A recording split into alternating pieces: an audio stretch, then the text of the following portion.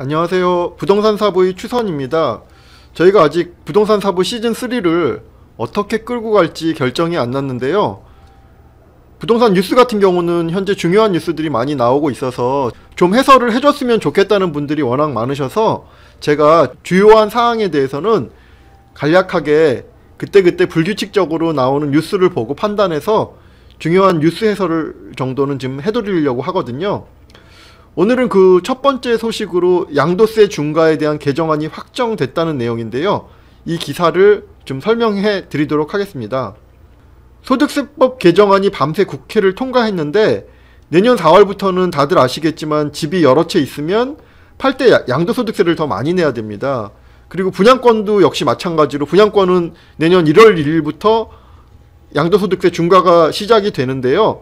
최근 분위기를 보면 다들 아시는 것처럼 대출 문턱은 점점 높아지고, 그리고 세금 같은 경우는 점점 무거워지는 상황에서 현재 다주택자들과 매수자들의 힘겨루기가 지속되고 있는데, 과연 이런 양도소득세를 중과하는 부분이 집을 내놓게 되는 어떤 도화선이 될지 여부가 앞으로 매매시장을 판단하는 가장 큰 관건이 될 것 같습니다. 그러면 오늘 기사는요, 양도소득세 중과된 개정안이 확정된 내용에 대해서 한번 살펴보기로 하겠습니다.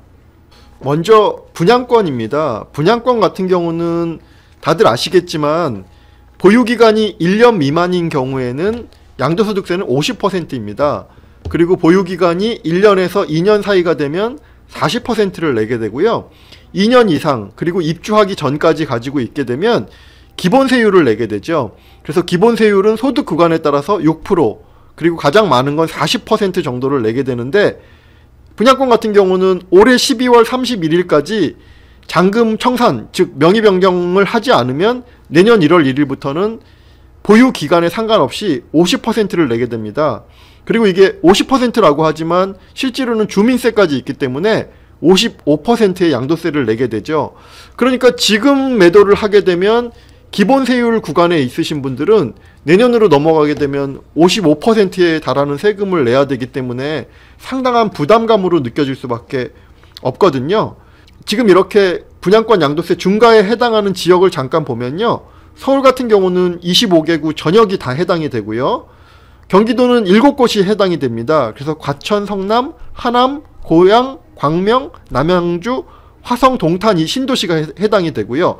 부산 같은 경우 7곳, 그리고 세종시가 이 경우에 해당이 됩니다. 그리고 조금 전에 말씀드렸지만 2018년 1월 1일부터 해당이 되기 때문에 분양권 양도세 중과를 안 받으시려고 한다라고 하면 12월 31일까지는 잔금 청산을 하셔야 될 것 같아요. 일반적으로 지금 현재 매도 시기별로 크게 차이나는 분양권 양도세를 잠깐 살펴보면요, 양도 차익이 3천만 원인 경우에 2년 이상 보유를 하시면은 기본 세율이 적용되기 때문에 세금이 대략 한 305만 원 정도가 나오는데, 내년 이후에 양도를 하게 되면 한 1375만 원, 거의 1000만 원 정도가 더 나오고요. 그리고 양도 차익이 3억인 경우에는 현재 2년 이상으로 기본 세율을 내시는 경우에는 9,300만 원 정도의 세금을 내시는데, 내년 이후에 팔게 되면 1억 4,800만 원이니까 거의 5천만 원이 넘는 세금이 추가로 5천만 원이 넘는 세금을 추가로 내셔야 되거든요. 그래서 지금 기본 세율 구간에 들어와 있는 분들은 내년 같은 경우 주택 매매 가격이 올해처럼 큰 폭의 상승이 힘들다라고 판단을 하시면, 시장의 전망이 불투명한 상황에서는 양도 차익을 늘리는 것보다는 세금을 줄이는 게 유리할 수 있다라는 점을 절대로 잊으시면 안 될 것 같아요. 그리고 다음은 일반 주택인데요, 분양권이 아니라 뭐 기존 주택들인데요, 내년부터 높아지는 주택 양도소득세율을 보면 내년 4월 1일부터 시행 예정이고요. 지금 현재 제가 보여드리는 자료에서는 개정안이 국회 본회의에 계류 중이라고 써있는데 어제 밤늦게 통과를 했죠. 그래서 계류 중이 아니라 이미 입법이 됐다라고 보시면 될 것 같고요. 현행세법은 2주택자이든 3주택자이든 6에서 40%의 일반 과세, 즉 기본세율 구간이에요. 그런데 개정안을 보게 되면 가산세를 추가로 2주택자 같은 경우는 10%를 더 내시게 되고요. 그리고 3주택자 같은 경우는 20%를 더 내시게 되거든요. 그러니까 최고 세율이 기존에는 40%였다라고 하면 바뀐 세율로는 50%. 그런데 52%가 되는 거는 아주 고소득 같은 경우는 2% 추가 세율이 있어서, 그래서 최고 세율이 2주택자 같은 경우는 무려 52%, 그러니까 최저 세율이 16에서 52%까지 되는 거고요. 3주택자 같은 경우는 26%에서 62%까지 되는 거예요. 2주택자 같은 경우는 52%의 최고 세율, 3주택자는 62%의 최고 세율을 내게 되고요. 특히 지금 이게 다가 아니라 여기에서 지방소득세를 세율의 10%를 또 내시게 되고요. 그리고 전용이 85가 넘는 경우에는 농특세까지 내게 되니까 실제로 확인하시면 세금이 어마어마하게 커지게 됩니다. 그리고 또 하나 놓치지 마셔야 되는 것은 지금 다주택자 중에 장기 보유하신 분들이 계실 거예요. 10년 이상 장기 보유를 하신 분들은 장기 보유 특별공제라는 게 있죠.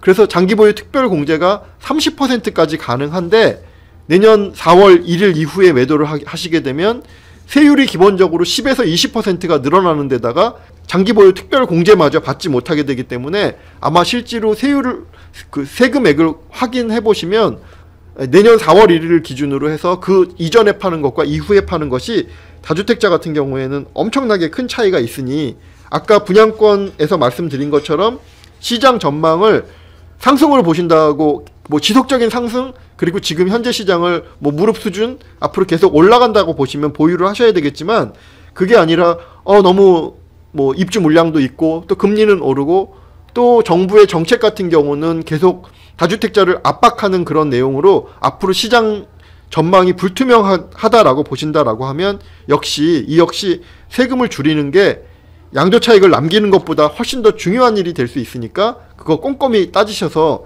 내년 4월 1일 이전에 매도를 하셔야 될 것 같아요. 그리고 매매 계약일 기준이 아니라 잔금 기준일이니까 잔금을 최대한 그 시점에 맞춰서 매도하시는 전략이 좋아 보이네요. 오늘은 양도세 중과 개정안이 확정된 내용을 말씀드렸는데요. 다음에도 또 좋은 기사 나오면 제가 한 편씩 중요한 기사들은 제가 설명해 드리도록 하겠습니다. 감사합니다.